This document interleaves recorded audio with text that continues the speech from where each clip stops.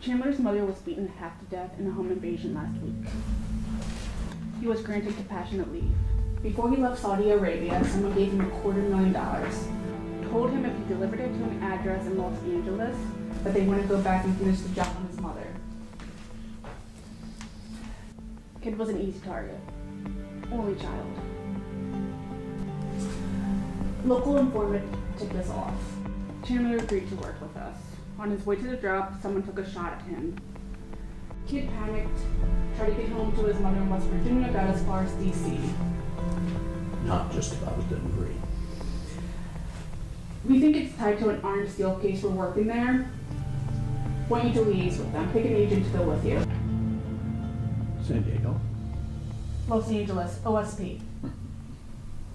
She's still the agent in charge there? Problem? But she... You're on the same team. Work it out.